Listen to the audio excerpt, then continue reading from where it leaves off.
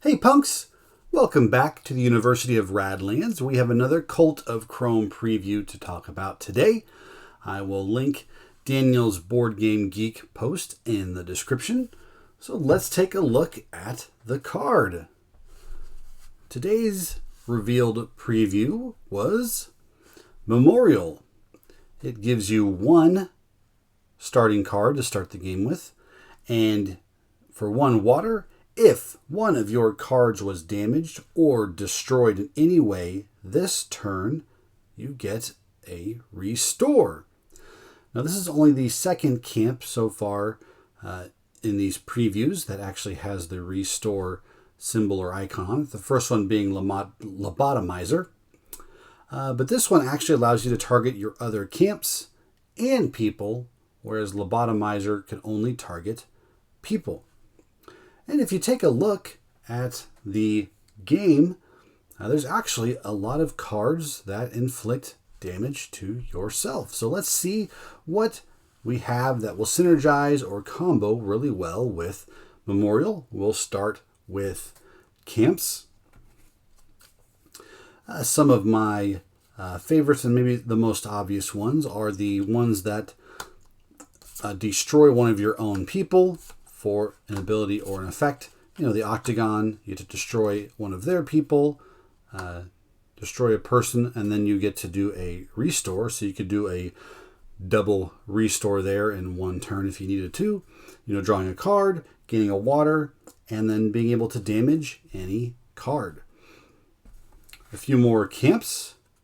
Reactor. You know, as long as you have some people on your side of the board, this will destroy all people. If you used Reactor to only destroy your opponent's side and you didn't have any people, you wouldn't be able to combo that with Memorial. Parachute Base, and you bring a person into play, you pay for them and their ability, you get to use their ability, but then they damage themselves afterwards. So you can then use Memorial to restore the person you brought in damaged. And Adrenaline Lab, you use the ability of a damaged person, then you destroy them. So after the person is destroyed, that triggers Memorial.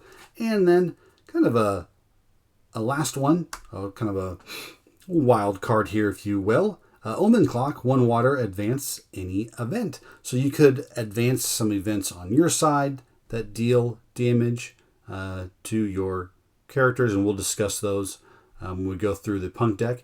But you could also advance some of your opponent's cards. You could advance their raiders, and then on your turn, you would damage one of your camps. Well, that would trigger Memorial, and then you could use, as long as you didn't hit Memorial with that, but maybe you hit, say, Omen Clock, you could then use Memorial to restore your Omen Clock, and you've essentially nullified their raider damage. So that's a fun combo there. So those are the camps that, when on the board, would kind of give you access to this trigger every single turn. Then in the deck, we have some events, Famine and Radiation, and these were the ones that I was referencing with Omen Clock. You know, they both start on 1. Use Omen Clock to advance them the turn you play them. Then, you know, if you have any people that you've injured on your side, trigger it. And then Famine, you know, destroys all of your people but one. And as long as a person was destroyed, it triggers this. And some people that help with this is probably where you can do some of the wackier combos. So a fun one here is, you know, you play out a wounded soldier, you get to draw a card. When he enters play, he damages himself. Use Memorial, restore him. Well, now you've gotten a card, and you've got a 1 water damager. That's a fun one. Vanguard, you know, deal a damage. Then the opponent deals a damage back to one of your cards. That would help trigger Memorial. You could restore the card that they damaged. Cult Leader, you know, destroy one of your people and then deal a damage. Well, the destroyed person triggers Memorial. And the last one, Mutant. So Mutant can deal a damage and or do a restore. Then he damages himself. You could then use Memorial to heal the Mutant and have him upright and standing to do it again the next turn. So that's a really fun combo there. Mutant's pretty powerful, so to be able just to keep him standing and going, and he also gives you restores. So kind of essentially for 1 water, you've done 2 restores when comboed with the Mutant. So this is a fun camp to play with. They were all really fun to play test and try out. I don't know if I necessarily have any stories about Memorial. It's just a cool camp idea that Daniel came up with and kind of was refined over the play testing period.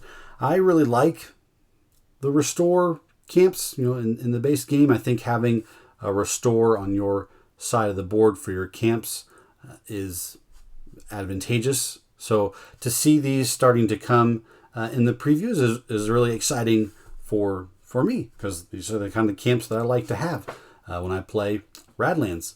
So let me know your thoughts. Is this something you're kind of excited about?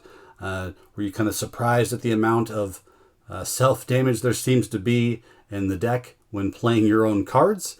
Let me know your thoughts. Leave a comment below. I'd like to talk about it. And as always, stay thirsty, punks.